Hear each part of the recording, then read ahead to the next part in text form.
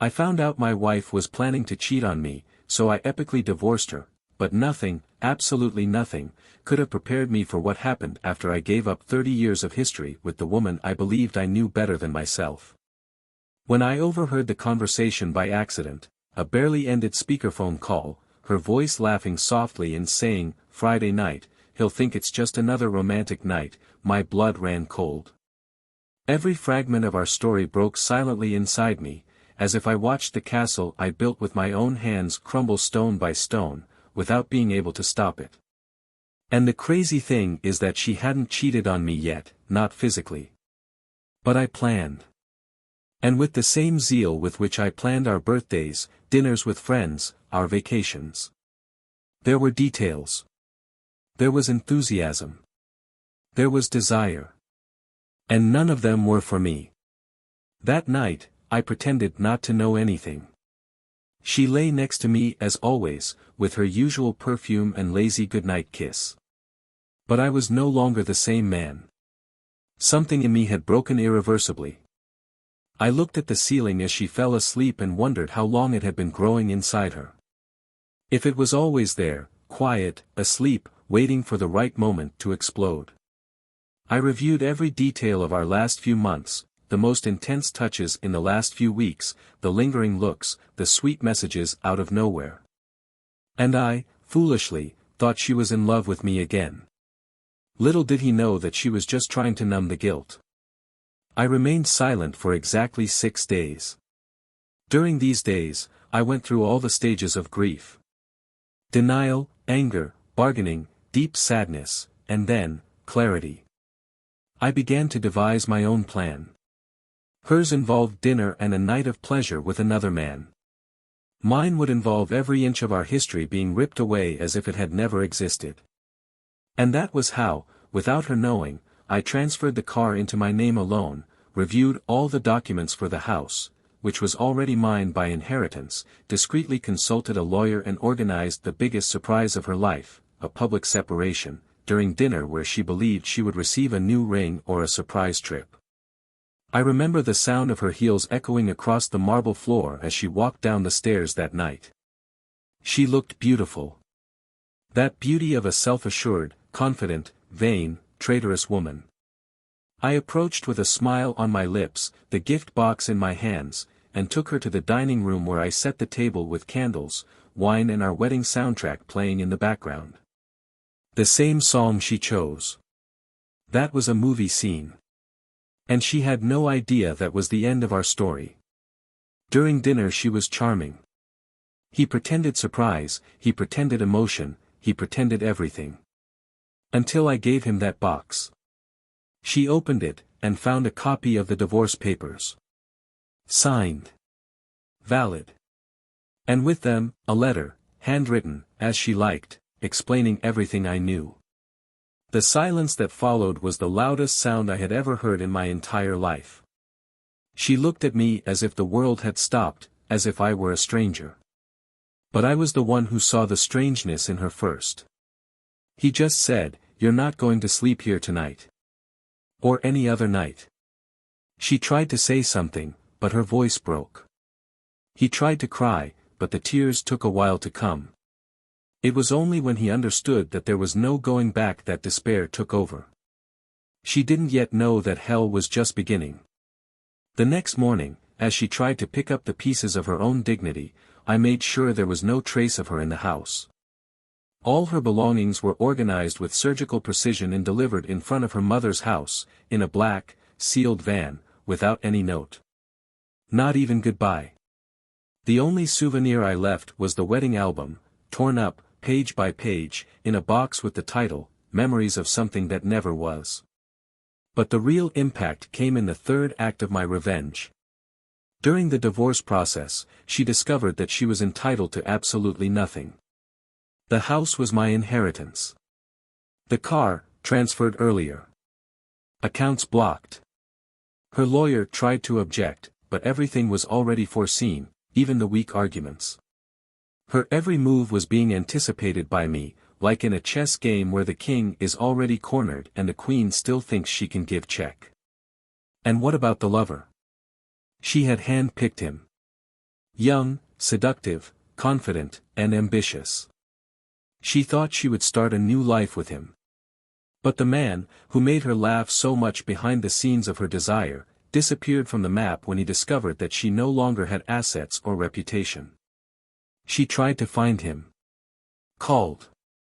Sent messages. And then she saw the cruelest response: he blocked her. The last sentence he read from him was, "Sorry, I thought you still had something to offer." Alone, humiliated, without a home, without money, without prestige, she became exactly what she always feared being: invisible. That woman who thought she had control over everything, over me, over our possessions, over our destiny, lost her own axis. And the more she fell, the more I rose. It was in the midst of rebuilding my life that I found someone. Not because I wanted it, but because I deserved it. A serene, simple woman, full of true love, who looked at me without a past, without demands. Who held my pain and turned it into a new beginning. Today, as I write these words, there is a peace I have not felt in years. The pain of betrayal taught me that love is not blind, it is, in fact, the greatest lighthouse. And he was the one who guided me away from the wreck where I almost sank. But there's something I haven't told you yet. A detail that happened in court, when she thought she had already lost everything, and that became the final blow. A twist as cruel as it is poetic. A truth that destroyed any possibility of redemption. Something she would never have imagined. Something she herself had given me, with your own hands. And that's where the story really begins. Welcome to the channel. Here, we do not support cheating under any circumstances. All stories are fictitious, but based on situations realistic and possible, created with the aim of showing how betrayal destroys lives, families, and hearts. May they serve as reflection and warning. Now, get ready. You're about to hear a shocking story, which will stir your emotions from start to finish. Good story. Michael and Laura were the kind of couple that seemed to have been cast in an old mold, the kind that is no longer produced. They had been together since their youth, since the times when he still dreamed of opening his own engineering company and she studied visual arts with a light heart and a soul full of paint and hope. They built a solid life over 2 decades of marriage. He, meticulous, hardworking and discreet, always valued stability. She, sensitive, charismatic and detailed, had the gift of transforming any space into a home. The apartment where they lived was proof of this. Each piece of furniture seemed to have been chosen with an emotional purpose, not just an aesthetic one. The curtains that danced in the wind, the black and white childhood photos of the couple's only daughter, the constant aroma of coffee with cinnamon on Sunday mornings. Everything there exuded intimacy and affection, as if time had been kind enough to not let the years dull the shine of simple things. They lived in a medium-sized, comfortable city, one of those that offers everything without requiring you to rush. Michael often worked from home, which allowed him to be more present, although he was almost always immersed in projects, online meetings, and calculations. His calm demeanor hid a sharp, strategic mind that observed more than it spoke. Laura, on the other hand, was the sociable soul of the relationship. He participated in art groups, maintained a studio on the ground floor of the building where they lived and frequently organized local exhibitions. She was admired by everyone, for her sweet manner, her discreet elegance, the way she could touch people with just soft words and a genuine smile. They had a daughter, Emma, aged 19, who had recently moved to another city to study psychology. Her departure brought a new silence to the house, a void that Michael tried to fill with more work and Laura with more dedication to the studio. Both were learning, albeit in different ways, to deal with the echo of absence, the transition of roles that children's adult lives impose on their parents. Michael tried to contain that nostalgic pang every time he passed the door of his daughter's empty room, while Laura mentioned her frequently, as if keeping her present in conversations was a way of denying the physical distance. Despite this, the house still breathed memory, care and a certain lightness. The couple's routine was marked by silent rituals that only those who have loved each other for a long time understand. Breakfast together, albeit brief, walks in the evening when the weather permitted, meals on the weekends eaten calmly, with wine and ambient music that filled the spaces. Sometimes Michael would watch old videos of Emma dancing around the house while Laura painted in the background and smile without realizing she was being filmed. There was beauty in that recent and still pulsating past. There was admiration, complicity, respect. Or at least, that's what it seemed like. Among them, dialogue has always been a powerful tool. They talked about everything, or almost everything.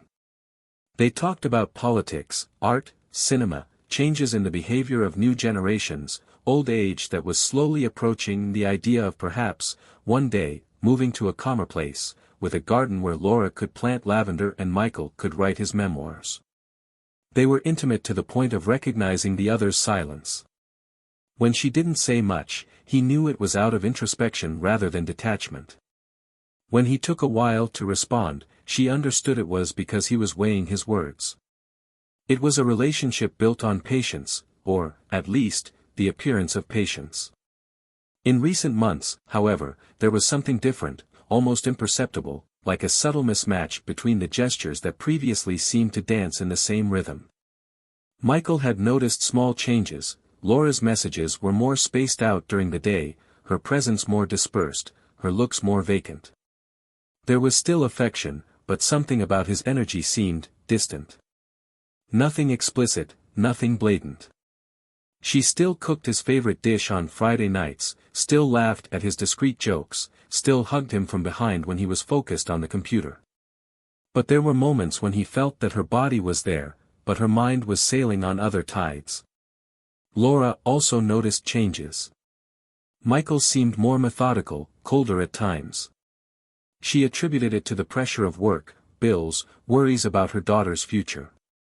But the truth is that, in silence, they both felt that they were trying to preserve something that perhaps was no longer completely intact. Even so, they tried hard. They worked hard like someone taking care of an old plant that takes a long time to bloom, but has roots so deep that it would be a crime to uproot it. The couple's friends used to admire them. They were said to be a rare example of a lasting partnership. Laura, with her spontaneity, received these compliments with a wide smile. Michael, with his introspection, just nodded, grateful but wary. He was always suspicious of absolute certainties. I knew that, behind every long relationship, there were deviations, holes, unfilled silences. And even if there was no infidelity, that never crossed his mind, there was the possibility of disconnection. And that also killed, only in silence. It was in the midst of this apparently serene daily life that subtle absences began to emerge. The declined invitations to have dinner together with excuses of tiredness, the more frequent trips to the studio during the weekends, the cell phones always on silent mode. Nothing blatant. Nothing that seemed worthy of suspicion, but for someone like Michael, attentive to details and subtext, it raised small alerts that he insisted on erasing. He wasn't jealous. Never been. There was no room for that kind of feeling in a marriage based on trust. At least, that's what he repeated to himself, like a mantra. Laura was free, always had been. And maybe that's why he fell in love with her. The days continued with a certain normality, with the two fulfilling their roles as they always did. But there was a tiredness hanging in the air, a kind of weariness that didn't come from fights or arguments, but from the constant attempt to keep alive what seemed to want to fall asleep. Michael started sleeping later. I spent more time in the office, not just because of work, but because of the need for silence. Laura, in turn, delved more and more into her canvases, into her brushes, as if there was something that needed to be purged. She got lost in strong colors, in abstract shapes, in canvases that seemed to want to say something she didn't know how to verbalize. The love between them had not disappeared. Not yet. But it had transformed into something denser, less spontaneous. The kind of love that demands effort, that demands conscious choices, that demands presence even when the heart is tired. And both seemed to be trying, in different ways, to keep the flame burning. Maybe out of fear of losing her. Or maybe out of fear of facing the fact that maybe, just maybe, she was already fading away. In that delicate scenario, with bonds still strong but slightly frayed, the days went on. With gestures of affection that still existed, with looks that still sought each other, with touches that still tried to be intimate. But, deep down, each one was already beginning to feel a silent loneliness within their own chest. That loneliness that doesn't scream, but that leaves an impression. Which does not destroy all at once, but which gradually undermines the structure of what seemed unshakable. And it was in this shared silence, in this strange rhythm between what was and what one still wanted to be, that something was about to change forever. Time advanced and, with it, the lightness that previously permeated the air began to dissipate like smoke in a closed room. The routine continued, but it no longer held the same rituals as naturally as before. There was a silent tension spread throughout the rooms, a kind of veiled expectation that something would be said, something would be done, something, anything, would explode. But what there was a dense silence, a carefully preserved semblance of normality that only the most attentive eyes would see was on the verge of rupture.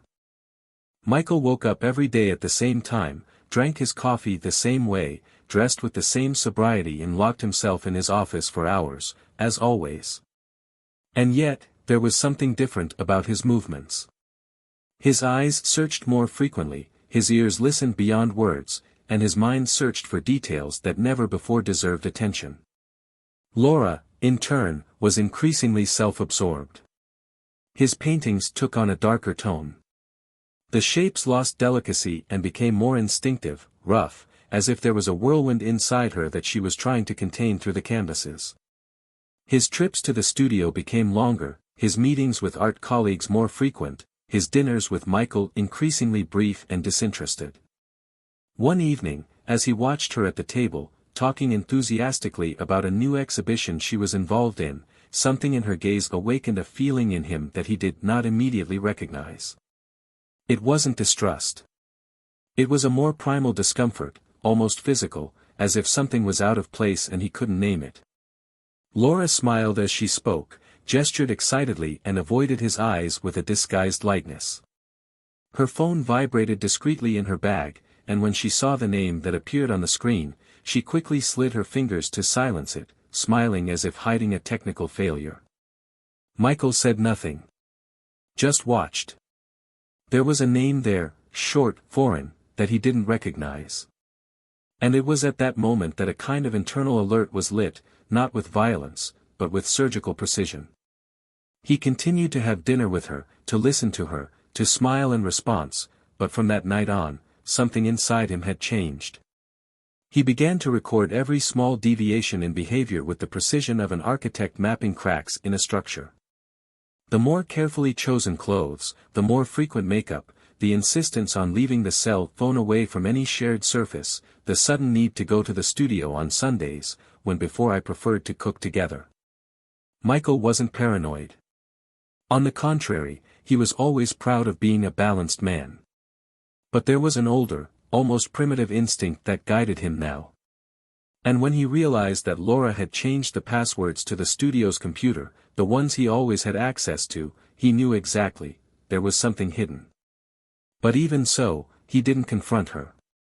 He spent days pretending not to know, while internally he worked out ways of understanding. He was injured, but he wasn't ready to explode yet. I wanted to understand how far it went, how far she was capable of going.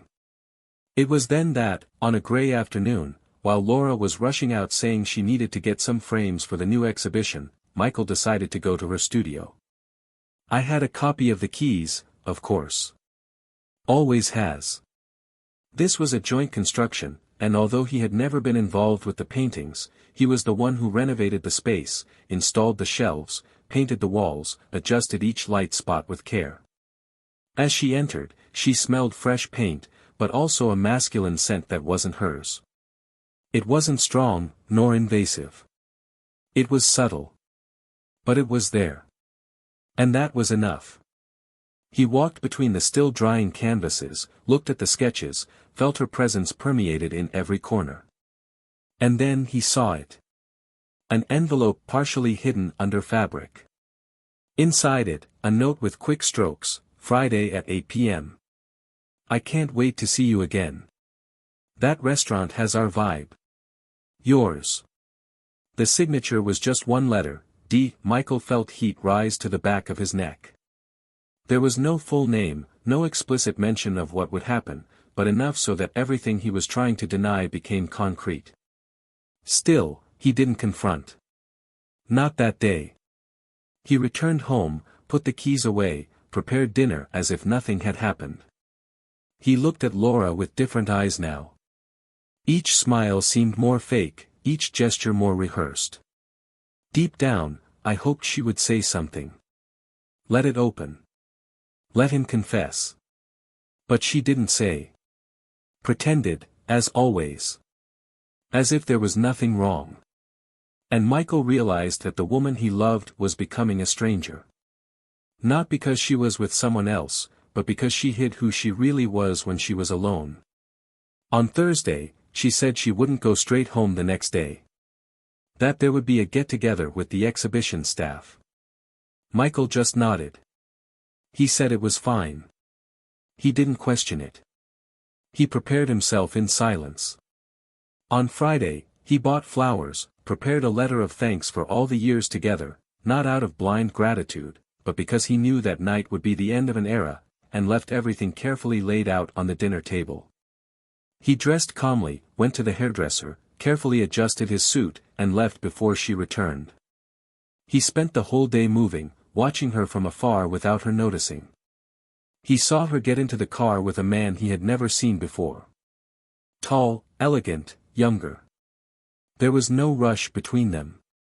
The kiss exchanged before entering the restaurant was not unexpected. It was part of a routine. Of the new parallel life she had built with precision. Michael felt the pain pierce his chest like a blade, but he didn't back away.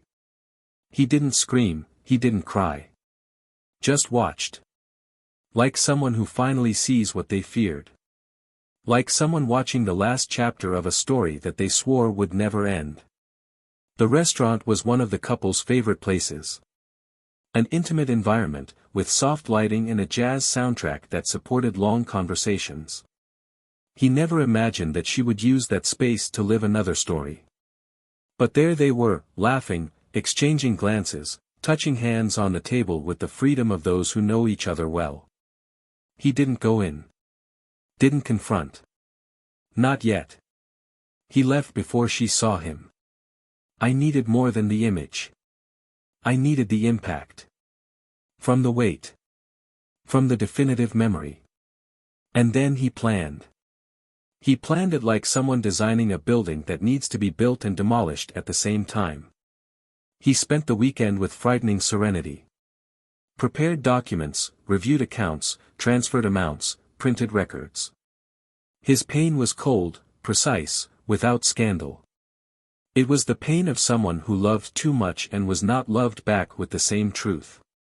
On Monday, when Laura returned with a light air and the smell still permeated with another perfume, Michael already knew exactly what to do. He prepared dinner, set the table, turned on the old soundtrack, and handed her a small box, wrapped with a delicate bow. Laura smiled, surprised, and opened it curiously. Inside, there was no jewelry. No memories. Just documents, the official start of the divorce process, accompanied by carefully printed photos from the night before. Her gaze froze. The hand shook. The face lost color. And before she said anything, he just said, his voice firm and low, "You know exactly what this is. And that's all you'll get from me from now on." She tried to speak. He mumbled something about not being what he seemed. But the papers, the images, Michael's look, everything there was more eloquent than any explanation. There was no screaming. There were no tears.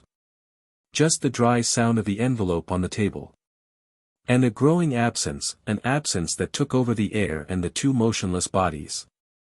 But Laura still had no idea what was really coming. Because betrayal was just the beginning. The true impact was still hidden. Saved for the right moment. And when he came, there would be no room for justifications.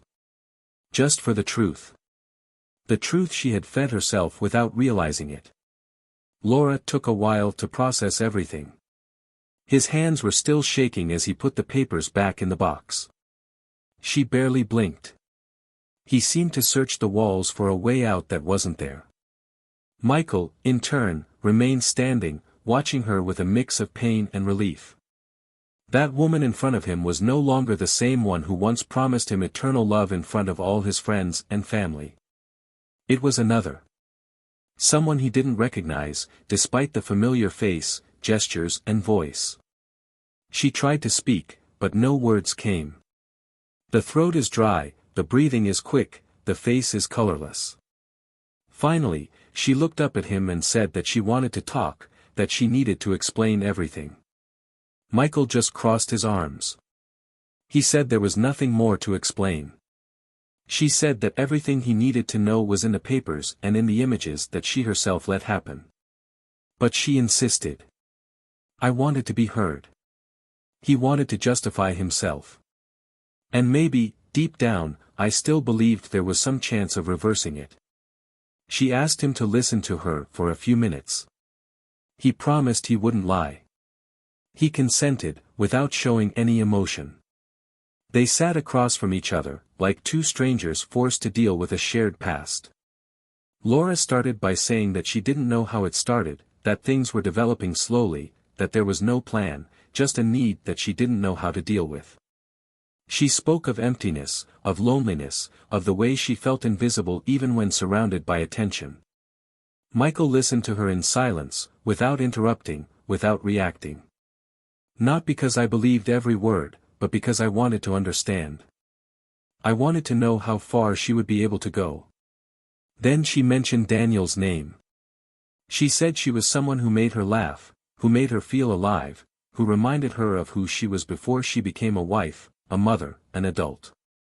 But he didn't talk about love. I didn't say I loved him. Because he didn't love.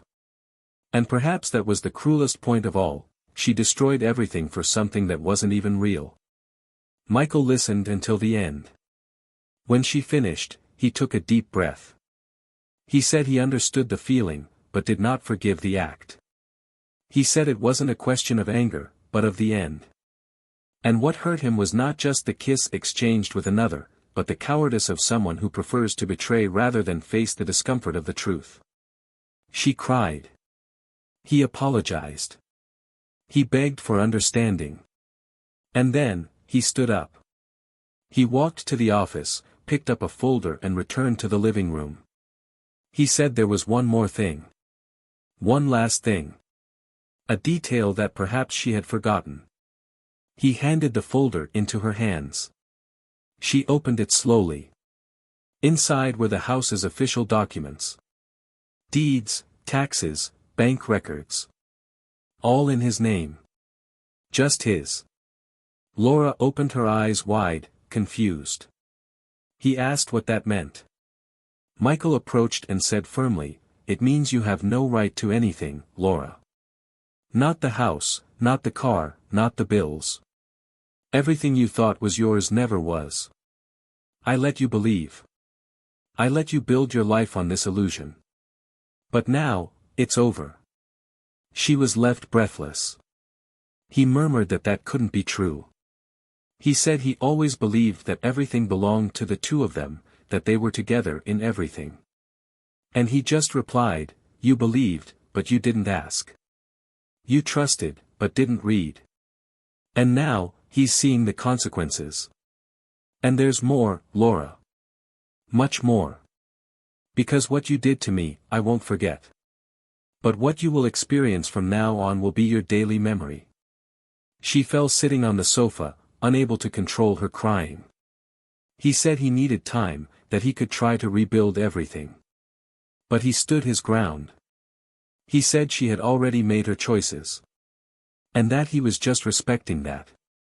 The next morning, the changes began. The car she was using was removed from the garage by a bank employee. Michael had already cancelled her cards, blocked their joint accounts, and instructed the lawyers to act quickly. Laura, stunned, spent her days trying to understand how someone who once loved her could act with such precision. Her world was falling apart before her own eyes. He tried to seek support from Daniel, but he began to move away. His messages became colder. He no longer cared. Until, one Saturday afternoon, after countless failed attempts, he finally responded saying that he didn't want to get involved in legal fights, that he didn't intend to have any problems, and that perhaps it would be better for everyone to move on with their lives. That was the final blow. Laura was in shock. Tried to call. He blocked her. That man she thought was her escape valve left her alone at the exact moment she needed someone most. Michael, on the other hand, went about his routine with a strange peace. There was suffering, of course. But there was also a feeling of justice, of coherence. He had lost a companion, but found himself again. And for the first time in many years, he felt like he wasn't canceling himself out to maintain an illusion. The divorce process continued quickly, and he made sure everything was documented. When the day of the hearing arrived, Laura entered the courtroom with a haggard look. Simpler clothes, tired eyes, a look of someone who had lost much more than material goods. Michael was impeccable. Suit lined up, posture firm, eyes calm. During the hearing, she tried to appeal to the emotional side. He said he helped build that life. That he deserved something. But the lawyers showed the documents. They showed the planning done long before. They showed that everything was legally protected. She left the room in tears, defeated not only by the judge, but by a truth that now weighed like an anchor. It was upon leaving the courtroom that Laura realized the size of the void. No car was waiting for her. No home to return to. No friends willing to take her in. Even his art circles began to drift apart after the scandal. Comments poured in. Judgments. Her name, once respected, now circulated among whispers.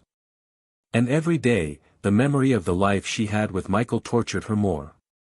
I spent hours looking at old photos on my cell phone. I watched videos of dinners, birthdays, trips. I looked for signs that everything could still be saved. But it was already too late. And then, one rainy night, she decided to return to that house. Not to ask for forgiveness, but to look for something he had left behind, a portrait of Emma, his daughter. He knocked on the door with fear. Michael answered, surprised. He didn't invite her in. He just asked her what she wanted. She explained. He disappeared for a few minutes and returned with the frame in his hands. He held it out gently. And when she touched the frame, he said something she would never forget. You threw away everything we built for something that didn't even sustain you for a few weeks. And now, he's lost everything. But the cruelest thing about it all, Laura, is that you didn't just lose your house, your money, or your husband. You lost yourself. She tried to hold back crying. He lowered his eyes. He just said he didn't know who he was anymore. And he replied, then start from scratch. But it won't be with me. And he closed the door. But there was still one last layer to this story. A revelation that she would only discover days later, when she received a letter in the mail. It was a notification from the real estate agency where one of her friends worked. The letter said that his attempt to buy a small apartment had been denied because his name had been included on a credit list compromised by ongoing legal actions. When she called to understand, she discovered that Michael had filed a lawsuit for misuse of personal property during their relationship, with evidence that she used joint resources to maintain meetings and gifts for another man. The law supported him. Not only had she lost everything, now she must. She fell to the floor of the rented room where she slept on a borrowed thin mattress. He hugged Emma's frame tightly and began to sob. Not out of regret. But finally. Knowing that nothing she tried to do from then on would erase what had been done.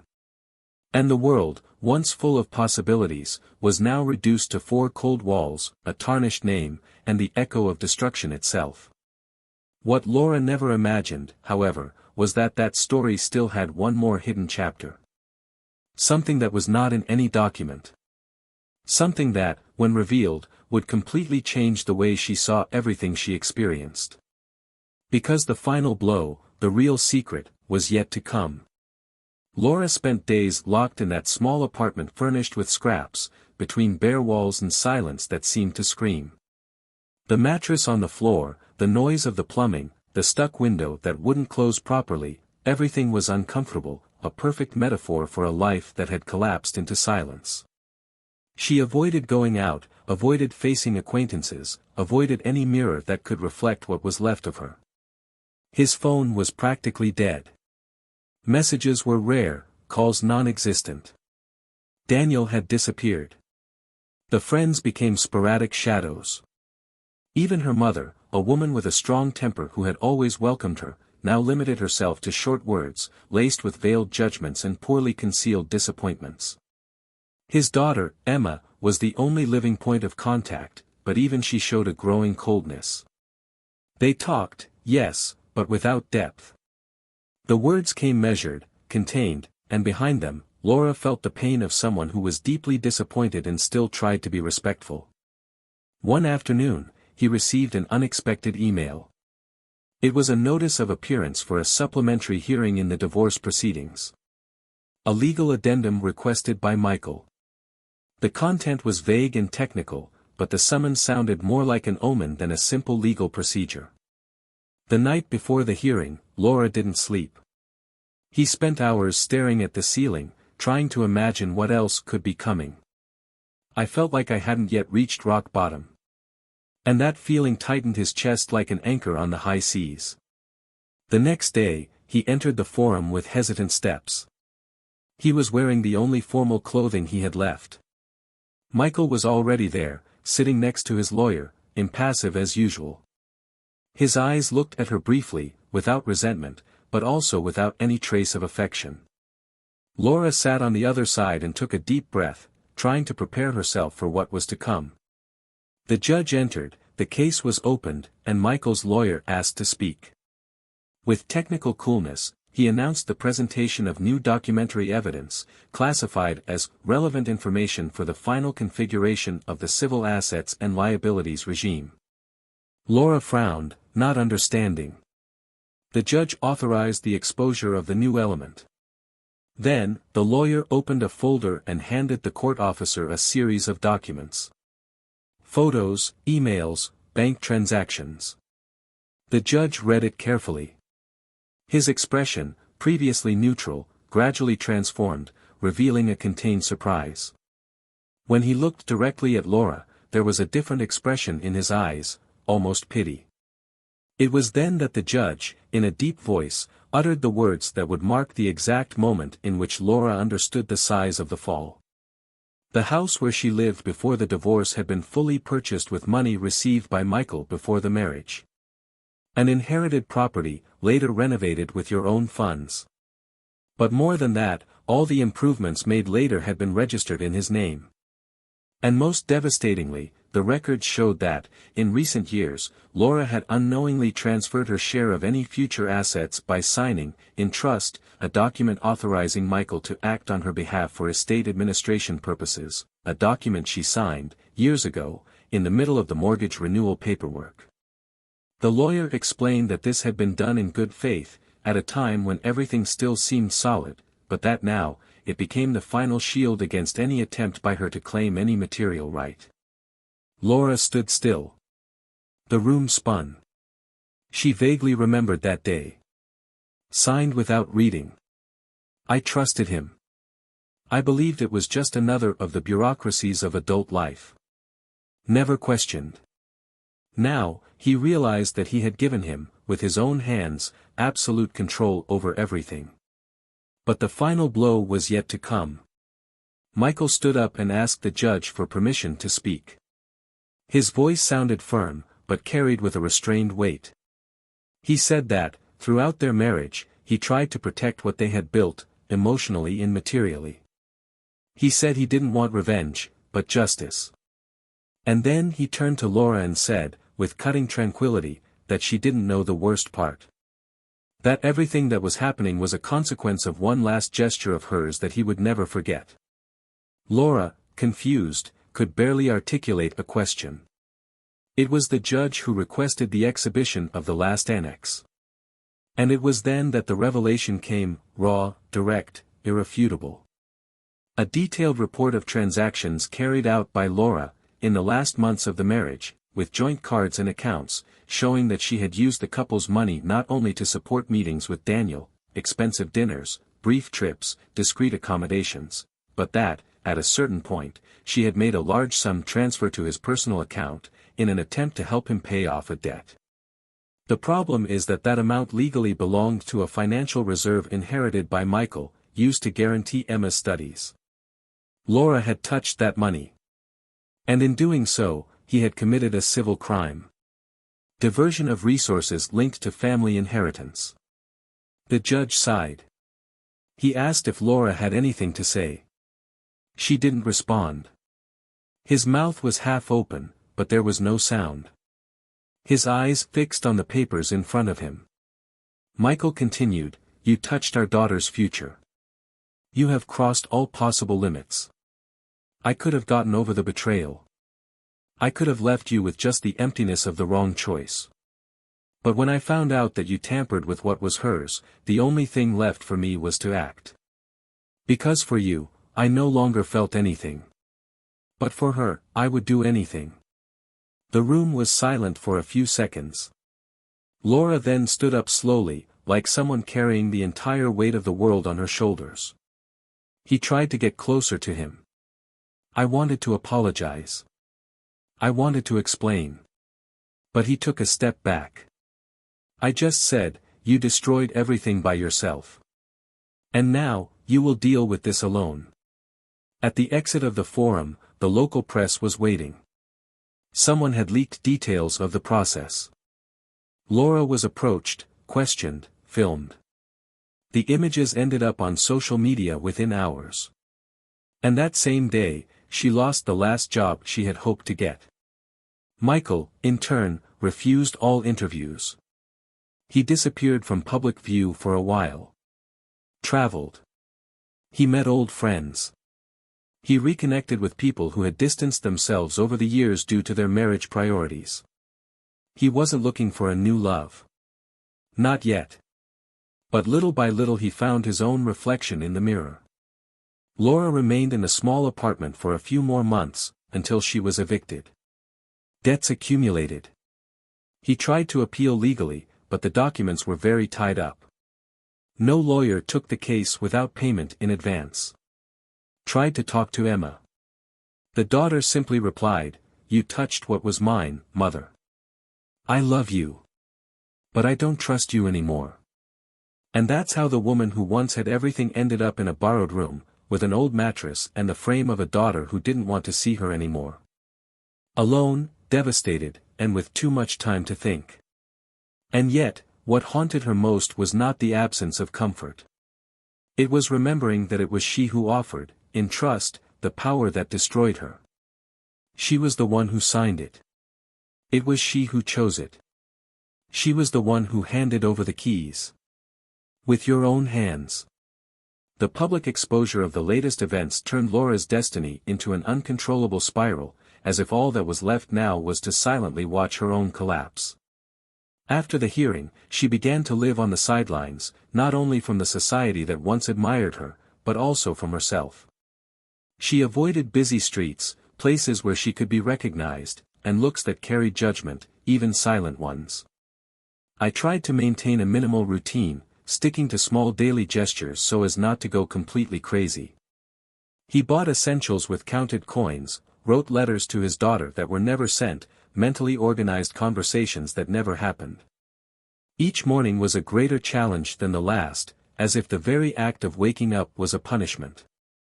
The newspapers stopped reporting. Social media found new scandals to consume. But for Laura, the shame was still there, alive, pulsating, in every face that looked away, in every prolonged silence on unanswered calls. The sound of the past came in waves, sometimes as a memory, sometimes as delirium. At night, he relived parts of the wedding, relived the image of Michael standing in front of him in the courtroom, with that firm, definitive look. She tried to imagine what she could have done differently, at what moment exactly her soul moved away from the life she built and became lost in an illusion. There was constant remorse, but also a restless confusion, as if what consumed her was not just the regret of the act, but the inability to understand why she crossed so many limits, so consciously, and yet thought that nothing would have any consequences. On the other side, Michael sought silence. I traveled frequently, visited small towns, walked aimlessly, sat in cafes I didn't know, listened to unknown voices telling banal stories. I found comfort in the absence of connection. He needed to remember who he was without her, rebuild himself without resentment.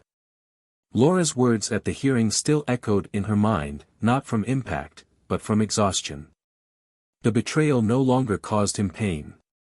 What persisted was the astonishment at the coldness with which she was capable of transgressing something as essential as the trust placed by a daughter. That seemed to him like a rift deeper than any infidelity. The memory of Emma's letter, sent weeks after the hearing, was what sustained him. "Dad, I just want you to know that I'm okay. And that you were the only adult in this whole story. Thank you for protecting what was mine." This simple sentence justified everything. Despite this, there was a growing discomfort, something that didn't fit. As much as he wanted to move away, there was one point inside him that still weighed heavily: time. All the years spent with someone do not disappear with documents or court sentences. The memory of Laura, before everything happened, still came in dreams. Sometimes, serenely, like a shadow of what they once were. In others, like an uncomfortable presence, smiling with that look that he no longer knew if it was affection or manipulation. There was no regret for leaving her, but there was the pain of what can never be fixed. The things that could have been said, the warnings ignored, the coexistence that survived for so long sustained by convenient silences. Meanwhile, Emma struggled with her own dilemma. His mother's distance caused him discomfort that was difficult to explain. He loved Laura, undeniably, but he felt betrayed in a way that went beyond what he could rationalize. His childhood had been shaped by the two most trusted figures in the world, and now one of them was irrevocably marked by a decision that directly affected his future. "I tried, with effort, to separate my mother from the woman who did it, but I couldn't. I had tried to visit." He took the bus, crossed the city, arrived at the building where Laura was living. He went up the stairs, stopped in front of the door, but didn't have the courage to knock. He heard low sounds on the other side, shuffling footsteps, a television turned on at low volume. He remained there for a few minutes and then left. He felt guilt, but also relief. She knew she wasn't ready for that reunion yet. Time passed with cruel slowness. Michael received an offer to work as a consultant at a technology company in the countryside, far from everything he knew. Accepted. "I wanted distance, I wanted reconstruction." He bought a small house with a balcony, surrounded by trees, and started taking care of the garden as if he were cultivating another form of peace. Sometimes he received visits from Emma. They spent entire afternoons talking, listening to music, laughing at silly things. He didn't mention the past. Neither does she. There was a silent agreement between the two that certain pains needed to be respected in the time and space they occupied. And in that new reality, Michael began to notice that someone appeared frequently in his days. Not in an overwhelming way, but delicately. A neighbor, Clara, widowed for 3 years, retired literature teacher. They exchanged glances in the market, then words in the mail queue. One day she showed up with an apple cake, saying she was testing an old recipe. And he invited her for coffee. Little by little, the meetings became routine. No rush, no charges. Just company. Clara was sweet, discreet, and had a laugh that reminded her of childhood. Michael found himself smiling next to her, sometimes without realizing it. One day she asked, kindly, if there was room for anyone else in her life. He took a deep breath before answering that maybe not yet, but that if there was, it would be her. And she smiled. And that was enough. It was the beginning of something, but without promises. Just two hearts that knew that loving, after so much pain, requires respect and silence. Laura remained invisible. Life was now limited to sporadic work, almost always informal. He painted portraits for unknown people, sold small canvases at craft fairs. Some recognized her. Others just found his works too sad. One day he received a letter. It was from Emma. Brief, direct. She said she was ready to listen to her if she wanted to talk. Laura held the letter in her hands for hours. He cried. He wrote a response that he never sent. Rewrote. Tried several times. In the end, he just wrote, "I messed with you. More than with anyone else. I don't expect you to understand me now, but I hope you listen to me one day. I'm here. No pride, no excuses. Just here." And he sent it. Time now passed differently. No longer as punishment, but as you expect. Life had reconfigured itself. The ties have been redesigned. The pain stopped being an urgency and became a memory. Michael planted sunflowers in the backyard. Clara showed up with new books every week. Emma grew up, learned to deal with absence. Laura, finally, learned to live with the responsibility for the choices she made. There was still no forgiveness. There was still no reunion. But there was silence. And in him, a new form of truth began to be born. Because destruction was not the end. It was the space, although cruel, necessary, so that something much deeper could begin to be rebuilt. And the final step was still missing. The last decision. The question that still echoed in everyone's mind, what to do when everything seems to be over, but there is still the chance for a new beginning. Spring arrived more timidly that year. The flowers appeared in small groups, as if they too needed time to trust the heat again. Michael no longer counted the days. Life had taken on a different rhythm, more serene, more attentive, and each morning was received without rushing. Morning walks alongside Clara became a habit, and with them, the shared silences also became profound. It wasn't an overwhelming love, but it was a peace he never knew he wanted until he found it. Clara listened to him like no one had done before. He didn't judge, he didn't force cures, he just welcomed him with presence. And Michael, with her, learned to smile differently. A weightless smile. There were no promises between them, just the peaceful presence of two hearts that respected each other completely. He had lost a lot, but he had found a strength in himself that he didn't know existed. The pain didn't disappear, but it turned into a scar, and every scar, he now knew, is proof of survival. Emma was also transformed. The pain of disappointment still resided in his chest, but over time, the space given to silence allowed other layers to emerge. She began to understand that she could not control her mother's choices, but she could choose what to do with the feelings that arose afterward. The love for Laura had not died, just matured. It was no longer an idealized love, it was a wounded love, but one that still pulsed. He decided to respond to the letter. Brief but sincere. She said she was willing to talk, as long as it was truthful, without excuses. And arranged a coffee. The first meeting was tense. The looks were diverted, the words came with difficulty, but they came. Laura arrived empty-handed, defenseless. She didn't try to explain herself with weak excuses, she just talked about what she had felt, the wrong choices she had made, her inability to recognize the abyss she had dug herself. He said he did not expect forgiveness, but that he wanted to rebuild, even if it was from the ground up. Emma cried. For the mother he had, for the woman he saw now, and for everything they lost. It wasn't an affectionate reunion, but it was the first step towards something that, perhaps one day, could be love again. And that was perhaps more than Laura expected. Laura's life continued at a slow pace. He continued to live modestly, working in small fairs and selling what he could make with his paintings. But something in his works had changed. The colors returned, the lines became more delicate. It was like she was finally dealing with what hurt her, no more pretending. There was no glory, no cinematic redemption, but there was effort.